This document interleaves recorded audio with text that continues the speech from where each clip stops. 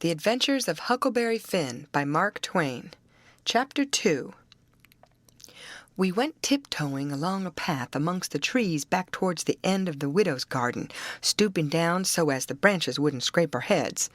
When we was passing by the kitchen, I fell over a root and made a noise. We scrouched down and laid still. Miss Watson's big nigger named Jim was settin' in the kitchen door. We could see him pretty clear, because there was a light behind him. He got up and stretched his neck out about a minute, listening. Then he says, "Who dah?" He listened some more. Then he come tiptoeing down and stood right between us.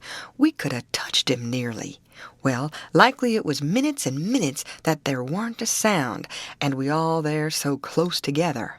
There was a place on my ankle that got to itching, but I doesn't scratch it, and then my ear begun to itch, and next my back, right between my shoulders. Seemed like I'd die if I couldn't scratch. Well, I've noticed that thing plenty times since. If you are with the quality, or at a funeral, or trying to go to sleep when you ain't sleepy, if you are anywheres where it won't do for you to scratch, why you will itch all over and upwards of 1,000 places. Pretty soon Jim says, "Say, who's you? Where's you?" Dog my cats if I didn't hear something. Well, I know what I's going to do. I's going to set down here and listen till I hears it again. So he set down on the ground betwixt me and Tom. He leaned his back up against a tree and stretched his legs out till one of them most touched one of mine. My nose begun to itch. It itched till the tears come into my eyes, but I doesn't scratch. Then it begun to itch on the inside. Then I got to itching underneath. I didn't know how I was going to set still. This miserableness went on as much as 6 or 7 minutes, but it seemed a sight longer than that. I was itching in 11 different places now. I reckoned I couldn't stand it more'n a minute longer, but I set my teeth hard and got ready to try. Just then Jim begun to breathe heavy.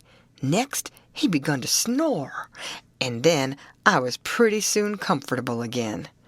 Tom, he made a sign to me, kind of a little noise with his mouth, and we went creeping away on our hands and knees. When we was 10 foot off, Tom whispered to me and wanted to tie Jim to the tree for fun, but I said no. He might wake and make a disturbance, and then they'd find out I weren't in. Then Tom said he hadn't got candles enough, and he would slip in the kitchen and get some more. I didn't want him to try. I said Jim might wake up and come, but Tom wanted to risk it, so we slid in there and got 3 candles, and Tom laid 5 cents on the table for pay. Then we got out, and I was in a sweat to get away, but nothing would do Tom but he must crawl to where Jim was, on his hands and knees, and play something on him. I waited, and it seemed a good while. Everything was so still and lonesome. As soon as Tom was back, we cut along the path around the garden fence, and by fetched up on the steep top of the hill the other side of the house. Tom said he slipped Jim's hat off his head and hung it on a limb right over him, and Jim stirred a little, but he didn't wake. Afterwards Jim said the witches witched him and put him in a trance and rode him all over the state, and then set him under the trees again and hung his hat on a limb to show who done it. And next time Jim told it, he said they rode him down to New Orleans, and after that, every time he told it, he spread it more and more, till by and by he said they rode him all over the world, and tired him most to death, and his back was all over saddle boils. Jim was monstrous proud about it, and he got so he wouldn't hardly notice the other niggers. Niggers would come miles to hear Jim tell about it, and he was more looked up to than any nigger in that country. Strange niggers would stand with their mouths open and look him all over, same as if he was a wonder. Niggers is always talking about witches in the dark by the kitchen fire, but whenever one was talking and letting on to know all about such things, Jim would happen in and say, "What you know about witches?" And that nigger was corked up and had to take a back seat. Jim always kept that 5-center piece round his neck with a string, and said it was a charm the devil gave to him with his own hands, and told him he could cure anybody with it and fetch witches whenever he wanted to just by saying something to it. But he never told what it was he said to it. Niggers would come from all around there and give Jim anything they had just for a sight of that 5-center piece. But they wouldn't touch it, because the devil had had his hands on it.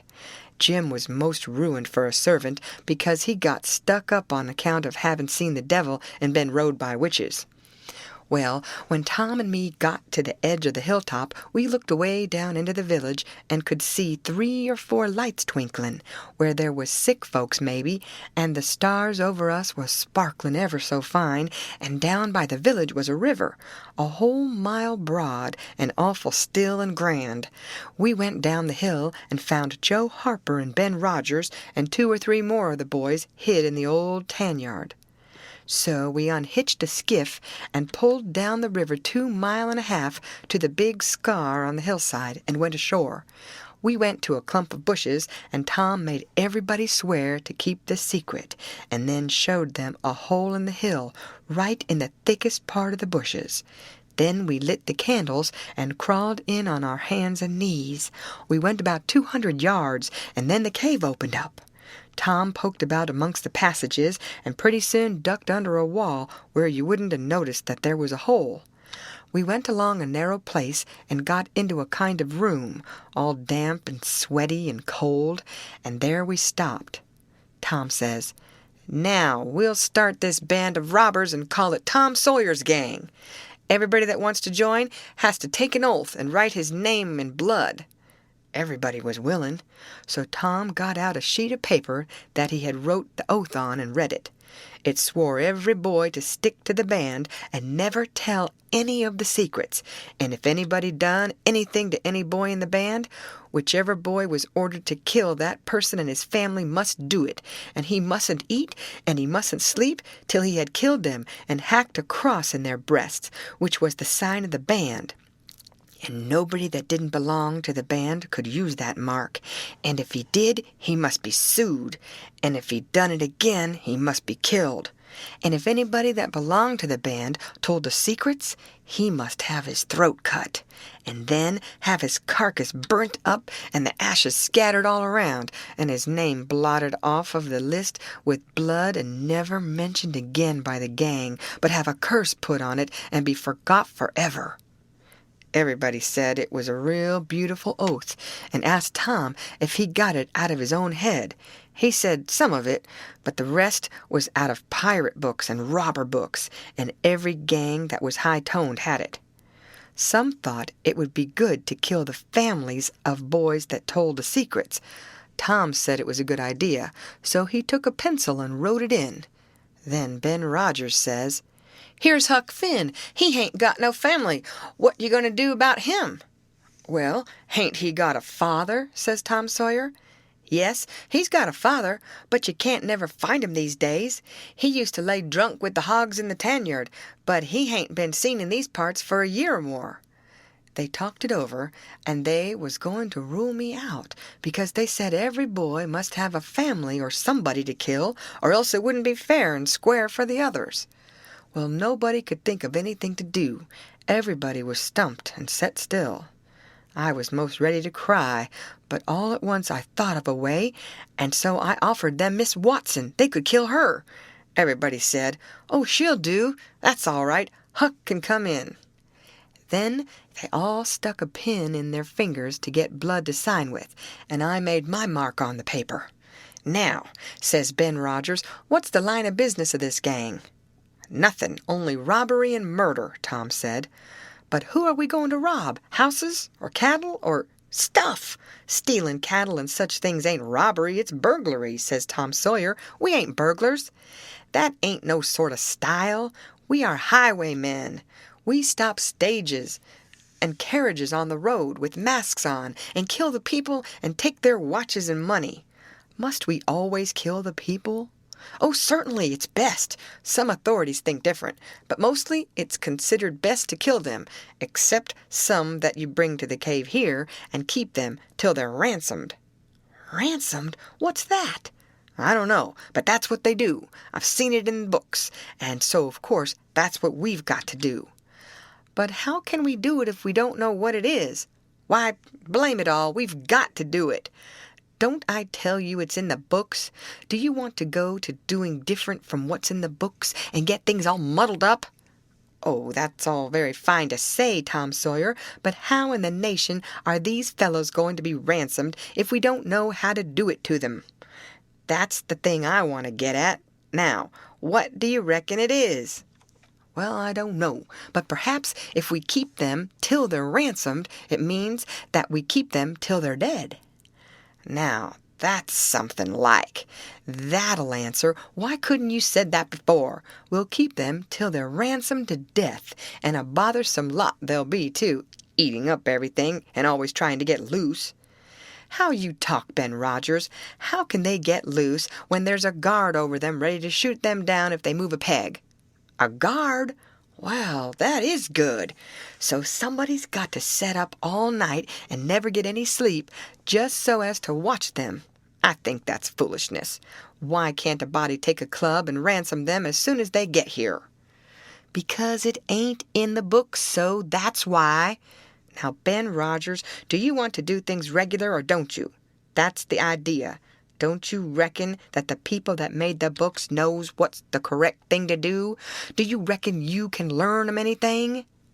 Not by a good deal. No, sir. We'll just go on and ransom them in the regular way. All right, I don't mind, but I say it's a fool way anyhow.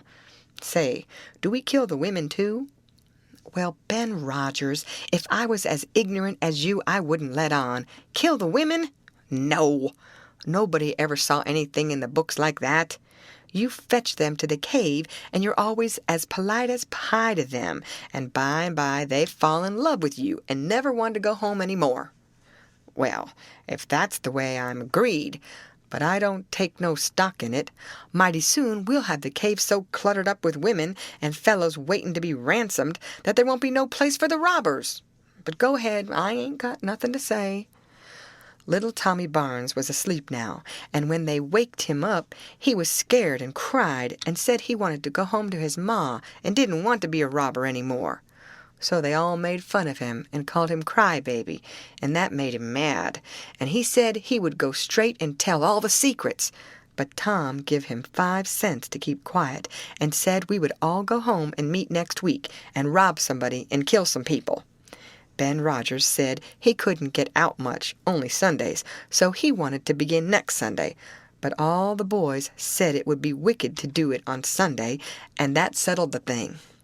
They agreed to get together and fix a day as soon as they could, and then we elected Tom Sawyer first captain, and Joe Harper second captain of the gang, and so started home.